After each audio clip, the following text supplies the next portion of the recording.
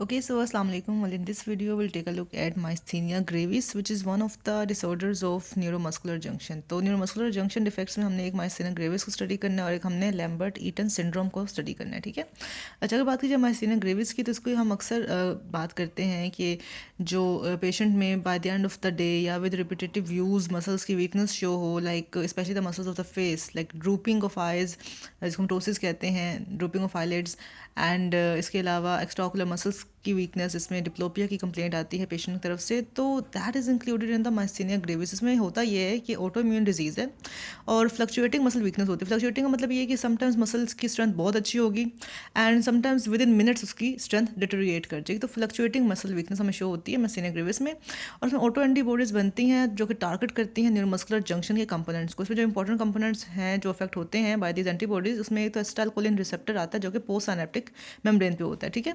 अच्छा, इसके अलावा ये मोस्ट इंपॉर्टेंटली एसिटाइलकोलिन रिसेप्टर ही इंपॉर्टेंट है, ठीक है। इसके अलावा जो दूसरे सम अदर पैथोजेनिक एंटीबॉडीज़ जो बनती हैं दूसरे रिसेप्टर्स के अगेंस्ट, उसमें हमारे पास मसल स्पेसिफिक काइनेज आते हैं, मसल स्पेसिफिक काइनेज और low density lipoprotein receptor related protein, ठीक है। तो ये दोनों इतनी इंपॉर्टेंट प्रोटीन्स नहीं हैं, लेकिन acetylcholine receptor is a very important target site for the antibodies in case of myasthenia gravis, ठीक है। तो एसिटाइलकोलिन रिसेप्टर के अलावा मसल स्पेसिफिक काइनेजेस है और low density lipoprotein receptor related protein 4 है, ठीक है। एनीवे, ये जो एंटीबॉडीज़ हैं जब ये एक्ट करती हैं ऑन द एसिटाइलकोलिन रिसेप्टर, तो वहाँ से रिसेप्टर्स का लॉस हो जाता है डेफिनेटली, और अगर इन प्रोटीन्स पर भी एक्ट करेगी तो ओवरऑल जो स्ट्रक्चर होगा जंक्शन का वो डिस्टर्ब हो जाता है, ठीक है। Loss of receptors and damage to the structure of junctions, neuromuscular junctions, that is the pathogenesis of myasthenia gravis, ठीक है। कि एंटीबॉडीज़ ने एक्ट किया रिसेप्टर्स पर, जंक्शन के कंपोनेंट्स पर, कुछ एक्स्ट्रा प्रोटीन्स पर, और जंक्शन का स्ट्रक्चर डिस्टर्ब हो गया, ठीक है। अच्छा, इसके अलावा कहा जाता है कि डिजीज़ की 2 in 1 lakh पर्सन इंसिडेंस है, और जो anti acetylcholine receptor mediated antibodies हैं, ठीक है, इनकी बायोमोडल एज डिस्ट्रीब्यूशन है, ठीक है। इन केसेस की बायोमोडल एज डिस्ट्रीब्यूशन होती है, दैट इज़ कुछ केसेस तो more than 50 years of age में प्रेजेंट करते हैं और कुछ less than 50 years of age में प्रेजेंट करते हैं, लाइक कुछ अर्ली एज में प्रेजेंट करते हैं, कुछ लेट एज में प्रेजेंट करते हैं। अर्ली ऑनसेट है, बिफोर एज ऑफ 50 ईयर्स ज़्यादा कॉमन फीमेल्स में है, और उसमें हम ये देखते हैं कि इन फीमेल्स में हमें इन्लार्जमेंट ऑफ थाइमस मिलता है due to the presence of B cell follicles in the thymus and the germinal centres in the thymus. इसको इस तरह के थाइमिक हाइपरप्लेजिया को हम कहते हैं फॉलिकुलर थाइमिक हाइपरप्लेजिया, जिसमें बी सेल फॉलिकल्स हों और जर्मिनल सेंटर्स हों। तो जो अर्ली एज में हो रहे हैं, मोस्टली वीमेन में हो रहे हैं, उनमें हमें थाइमिक हाइपरप्लेजिया मिल रहा है, ठीक है। अच्छा, अभी जो लेट ऑनसेट केसेस है जो more than 50 years of age में हो रहे हैं, वो इक्वल्स की जेंडर डिस्ट्रीब्यूशन है, और इसमें तो हमें थाइमिक हाइपरप्लेजिया मिला था ना।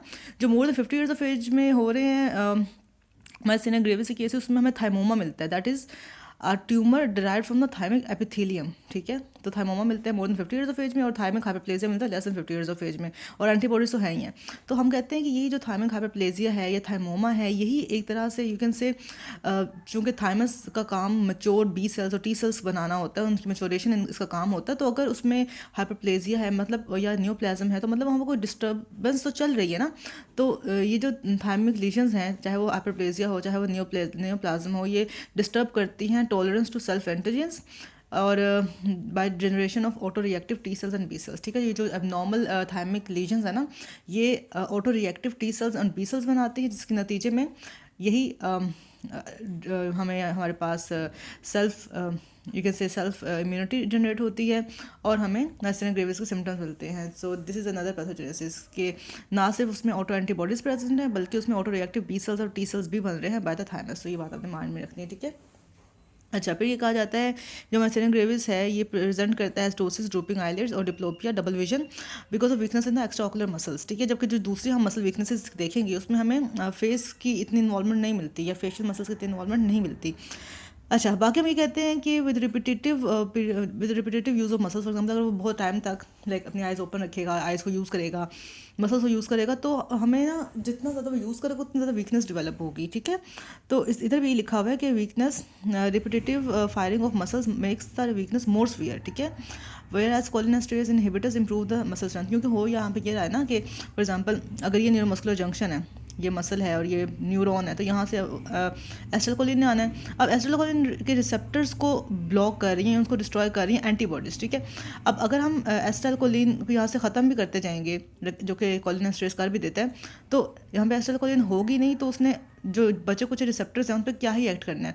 लेकिन अगर हम कोलिनेस्टरेज इनहिबिटर्स दे दें तो यहाँ पे एसिटाइलकोलिन की अमाउंट बढ़ती जाएगी, ठीक है, साइनाइड क्लेफ्ट में, और जो नॉन डिस्टर्ब्ड या नॉन डैमेज रिसेप्टर्स हैं उस पर उनका एक्शन हो जाएगा। सेकेंडली हम ये कहते हैं कि जब बार बार यूज़ होते हैं ये मसल्स, जब बार बार इनमें रिपीटेटिव फायरिंग होती है तो जितनी फायरिंग हो रही है उतने ही जो एसिटाइलकोलिन है, मतलब उतनी हम ये कहते हैं जितनी फायरिंग होती है उतनी जो एसिटाइलकोलिन अपने प्री टर्मिनल में है वो डिप्लीट होता रहता है। लाइक हम कितना ही एसिटाइलकोलिन प्रोड्यूस करा लेंगे, राइट, तो एट देन वो डिप्लीट इतना हो जाता है कि उसकी सिक्रीशन ही नहीं होती और फिर फर्दर मसल्स डिटोरिएट होते हैं, जो मसल स्ट्रेंथ होती है वो अफेक्ट होती है, ठीक है। ये इसका मैकेनिज्म है कि रिपीटेटिव फायरिंग से मसल वीकनेस और सीवियर होती है और कोलिनेस्टरेज इनहिबिटर से हमें वो बेनिफिट मिलता है, मसल वीकनेस कम होती है और मसल स्ट्रेंथ इंप्रूव होती है। तो इसमें एक तो हम जो इसके ट्रीटमेंट में हम कोलिनेस्टरेज इनहिबिटर्स यूज़ करते हैं, इम्यूनोसप्रेशन भी यूज़ करते हैं क्योंकि इसमें ऑटोरिएक्टिव टी सेल्स हैं, बी सेल्स हैं, एंटीबॉडीज़ हैं, प्लाज्माफेरेसिस भी कर सकते हैं जिसमें हम प्लाज्मा से एंटीबॉडीज़ रिमूव कर लेते हैं और अन एंटीबॉडी वाला प्लाज्मा डाल देते हैं पेशेंट में। और इसके अलावा जिन पेशेंट में थायमिक लीशन, थायमिक हाइपरप्लेजिया है या थायमिक न्यूप्लाज्म, इसमें हम थायमेक्टमी भी कर सकते हैं। तो कोलिनेस्टरेज इनहिबिटर्स, इम्यूनोसप्रेशन, प्लाज्माफेरेसिस एंड थायमेक्टमी ये इसके पॉसिबल ट्रीटमेंट ऑप्शंस है। और ओवरऑल इसका जो है वो सर्वाइवल रेट वो अच्छा है, ठीक है, मतलब 5 ईयर सर्वाइवल रेट है इसका अच्छा, अगर आप ये सारे ईयर्स लें, ठीक है। अच्छा, देन जो सेकंड डिजीज़ हमें स्टडी करनी है दैट इज़ लैम्बर्ट-ईटन सिंड्रोम। ये भी एक मसल वीकनेस का ही सिंड्रोम है, एक मसल वीकनेस की डिजीज़ है, लेकिन इस पर पोस्ट सिनैप्टिक टर्मिनल पे नहीं बल्कि प्री सिनैप्टिक टर्मिनल के अगेंस्ट एंटीबॉडीज़ बन रही है और वहाँ पर तो एसिटाइलकोलिन रिसेप्टर के अगेंस्ट एंटीबॉडीज़ है ना, यहाँ पर कैल्शियम चैनल्स के अगेंस्ट एंटीबॉडीज़ हैं, ठीक है। जिसको अगर कैल्शियम चैनल डिस्टर्ब हो जाएगा, ब्लॉक हो जाएगा तो कैल्शियम इन्फ्लक्स नहीं होगा और न्यूरोट्रांसमीटर का रिलीज नहीं होगा from the pre synaptic terminal, ठीक है। अच्छा, उसमें हमने ये देखा था कि रिपीटेटिव फायरिंग से मसल स्ट्रेंथ फर्दर डिटोरिएट करती है। रिमेंबर, इस केस में ये हो रहा है कि रिपीटेटिव फायरिंग से मसल स्ट्रेंथ इंप्रूव हो रही है, ठीक है, इंप्रूव होती है वीकनेस की विद रिपीटेटिव स्टिमुलेशन। उसकी वजह ये होती है कि जो कैल्शियम है इनफ्लक्स वो बढ़ जाता है रिपीटेटिव स्टिमुलेशन से ना, सफिशिएंट इंटरसेलुलर कैल्शियम आ जाता है, मतलब कैल्शियम इनफ्लक्स, मतलब जब रिपीटेटिव स्टिमुलेशन होगी तो रिपीटेटिव डिपोलराइजेशन होगी मेम्ब्रेन की और चैनल्स फिर जो रिमेनिंग चैनल हैं वो ज़्यादा ओपन होंगे, कैल्शियम को वो कंपनसेट करने की कोशिश करेंगे, इंटरसेलुलर कैल्शियम इनफ आ जाएगा तो फैसिलिटेट होगा एसिटाइलकोलिन का रिलीज। तो दोनों में यही डिफरेंस है कि रिपीटेटिव फायरिंग से मैसेना ग्रेविस की वीकनेस बढ़ रही थी जबकि रिपीटेटिव फायरिंग से लैम्बर्ट-ईटन सिंड्रोम की वीकनेस इंप्रूव हो रही है, मतलब वीकनेस कम हो रही है, स्ट्रेंथ इंप्रूव हो रही है, ठीक है। अच्छा, लेकिन हम ये कहते हैं जो लैम्बर्ट-ईटन सिंड्रोम है ना, ये अराइज करता है एज अ पैरानियोप्लास्टिक सिंड्रोम। अब हमें पता है ना पैरानियोप्लास्टिक डिसऑर्डर या पैरानियोप्लास्टिक सिंड्रोम क्या होता है।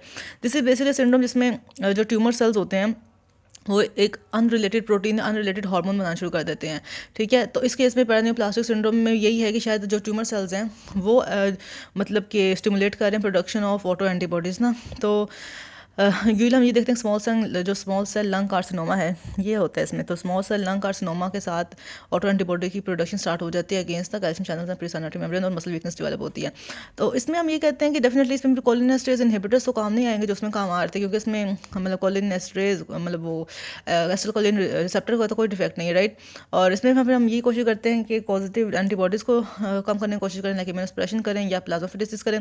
इसका प्रोग्नोसिस पुअर है एज कम्पेयर टू माइसेना ग्रेविस। उसकी वजह ये है कि इसमें कोई अंडरलाइंग मैलिग्नेंसी भी चल रही होती है। तो आप अगर उसको इस डिसऑर्डर से बचा भी लेंगे लेकिन जो उसका पॉजिटिव फैक्टर है जो मैलिग्नेंसी की जिसकी वजह से जिसकी पैरानियोप्लास्टिक डिसऑर्डर की वजह से ये सिंड्रोम हो रहा था, आप उसकी तरफ जाएंगे तो small cell lung carcinoma is very sweet disorder, ठीक है। तो इसीलिए इसका prognosis poor due to the underlying malignancy. तो that is about the Lambert Eaton syndrome and myasthenia gravis, दोनों ही न्यूरोमस्कुलर जंक्शन के डिफेक्ट्स हैं।